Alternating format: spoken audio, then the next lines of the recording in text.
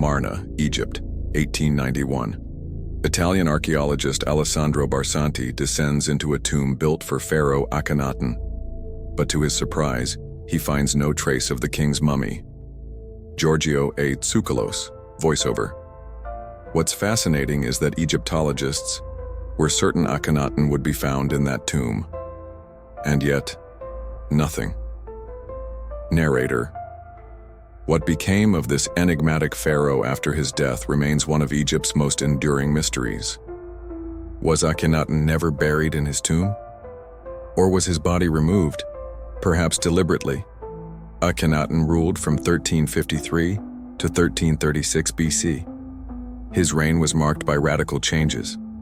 Abandoning Egypt's traditional gods, he instituted a new monotheistic religion, centered solely around the worship of Aten, a mysterious sun deity. Akhenaten claimed to have seen Aten appear in the sky between two mountains, a vision so powerful, it inspired him to establish a new capital, the sacred city of Akhetaten, known today as Amarna. The mainstream view suggests that Aten was simply the sun itself. But some theorists propose a more controversial idea. Could Akhenaten have encountered something not of this world? Giorgio A. Tsoukalos. What if what he saw wasn't just the sun, but a flying craft? Could this celestial vision have been extraterrestrial in origin? Narrator. Did Akhenaten upend centuries of Egyptian tradition because of an alien encounter? Or is there an even deeper explanation? Images of Akhenaten reveal unusual physical traits. Compared to other pharaohs, he appears strangely deformed, with an elongated skull, a protruding belly, and oddly shaped limbs. Was this simply artistic symbolism? Or did Akhenaten truly look like this? Giorgio A. Tsoukalos. You have to ask, was he really human? Or was he perhaps not entirely of this earth? Narrator. To this day, Akhenaten's mummy has never been definitively identified, and his appearance continues to raise questions among ancient astronaut theorists. In fact, other ancient skulls, discovered far from Egypt, share similar anomalies. Cultures in places like Peru and Malta practiced head binding, a form of cranial shaping performed on infants. But some elongated skulls found in these regions appear to defy this explanation. They're missing a sagittal suture, the joint found in every normal human skull. Giorgio A. Tsoukalos. Some elongated skulls show sutures just like ours, but others don't. If they're not human, what are they? Giza Plateau, Egypt, 1925. Amidst the desert sands, only the head of a colossal statue was visible, a weathered guardian from the ancient world. For centuries, most believed that was all there was. But French engineer Émile Barrès was convinced the structure continued beneath the surface. After 11 years of excavation, Barrès revealed a massive lion's body fused to the human head, reintroducing the world to the full grandeur of the Great Sphinx. Towering over 60 feet high and stretching 240 feet in length, it remains the largest monolithic statue on Earth. Giorgio A. Tsoukalos. Imagine standing before it then, with little knowledge of its origins, and being stared down by this colossal, silent being from another age. Narrator. Facing east toward the rising sun, the Sphinx stands near Egypt's three Great Pyramids. Carved directly from limestone bedrock, it is among the most studied, yet least understood, monuments in the world. There are no inscriptions on the Sphinx to identify its builder or purpose. Most Egyptologists attribute it to Pharaoh Khafre, around 2500 BC, based on a tablet found between its paws, the so-called Dream Stele. But this very tablet tells the story of a pharaoh who came over 1,000 years later, Thutmose IV. Long before he became king, Thutmose IV was on an expedition to Giza. At that time, the Sphinx lay buried beneath centuries of sand, its head barely visible. One night, as he slept near it, he claimed to receive a dream. The Sphinx spoke to him and said that if he would uncover the Sphinx from the burial in the sand, he would then end up as Pharaoh. Now he was the son of a pharaoh but was not the heir. Thutmose IV ended up with that throne after this dream. The Sphinx itself speaks to a future pharaoh, and the history of ancient Egypt is altered by this fact. The Sphinx told King Thutmose IV in his sleep, right here in that line, that everything that the eye of the Lord illuminates will be his. He cleared all the sand surrounding the Sphinx, and Thutmose IV then became the king. So the Sphinx kept its promise. Now, the amazing thing about this is that we learn of what's called the flashing eye of the Lord. What is the flashing eye of the Lord? This sounds like some kind of technology that is in communication with the Sphinx, or perhaps channeled by the Sphinx that could ensure the prosperity of Thutmose IV. Narrator: if the story on the dream stele is true, the Sphinx not only ensured the prosperity of Thutmose IV, but of perhaps the most important dynastic family in the history of the Egyptian Empire. Thutmose IV was actually the grandfather of Akhenaten. Narrator: Akhenaten was considered a heretical pharaoh. He changed the polytheistic religion of ancient Egypt and declared there was only one god, Aten, a god he depicted as a disk in the sky. Akhenaten became enthralled with the Aten disk. Is it possible that the eye of the Lord and the Aten disk are one and the same, and that they are in fact some kind of UFO spaceship that's hovering over Egypt as an eye in the sky and is guiding the Egyptian civilization? The Valley of the Kings. Located on the western bank of the Nile River lies one of the most expansive burial grounds in all of Egypt. The tombs were constructed between 1539 and 1075 BC for pharaohs and other nobility. To date, 63 tombs have been discovered in the Valley of the Kings. Of the best preserved is that of Pharaoh Ramses VI, who ruled from approximately 1145 to 1137 BC. Rami Romani. More than 4,000 years ago, King Ramses would have started dating this to become his tomb, whereas he called it his house of eternity. For ancient Egyptians, a tomb wasn't just a place where he would end up dead.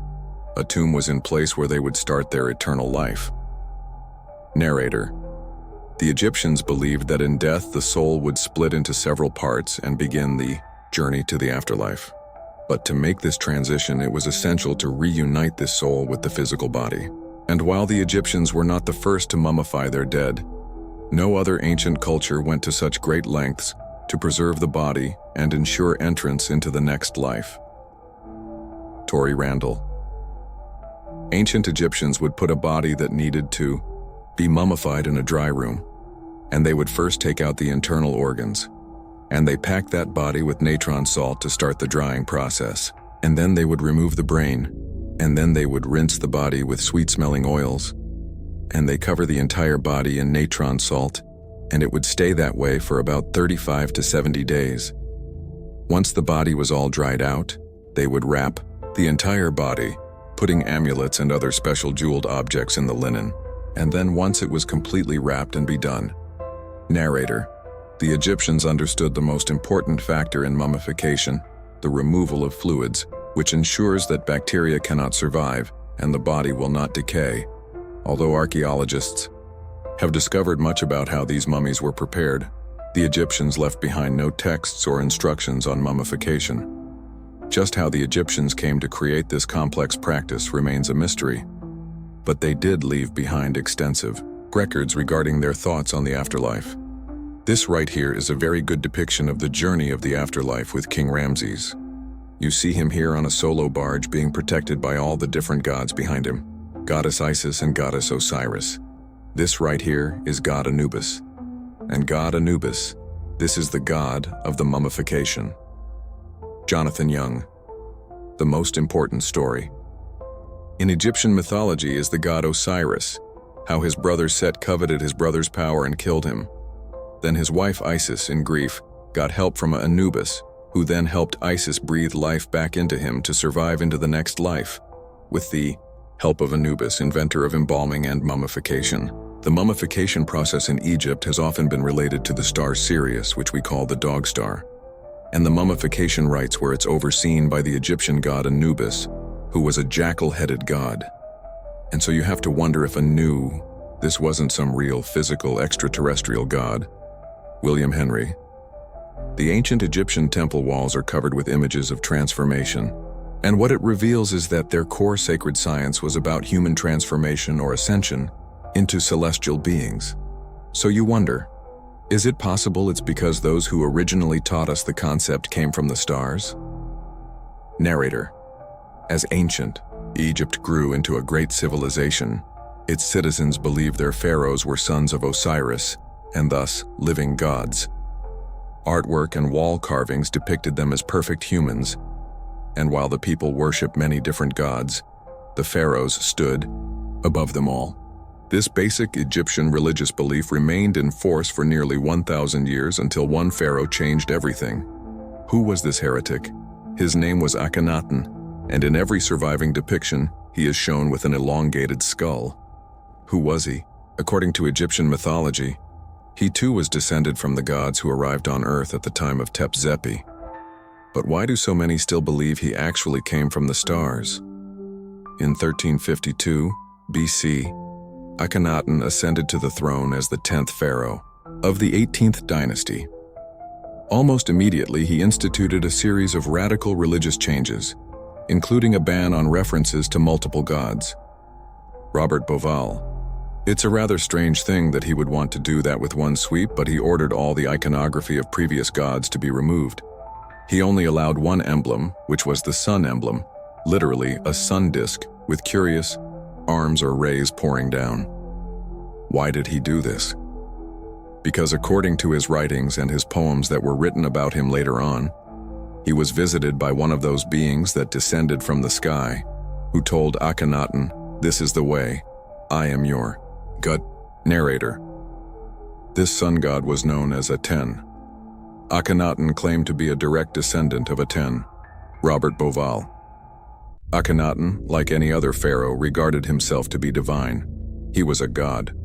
Not only himself believed himself to be a god, but the whole nation saw him as a god. Now the definition of God is that he was a descendant from these celestial beings. Narrator: during his 4th year as pharaoh, Akhenaten ordered the construction of a new capital city. He called it Amarna and dedicated it to the sun.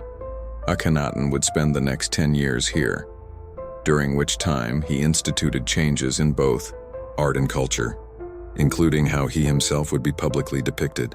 Robert R. Cargill: in Egyptian iconography, Egyptian pharaohs are depicted as these triangular-shaped beings, these broad, strong shoulders, and these very skinny waist.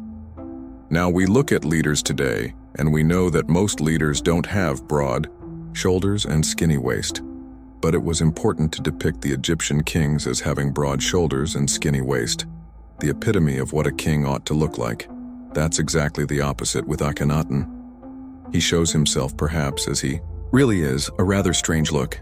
He has very mystical look.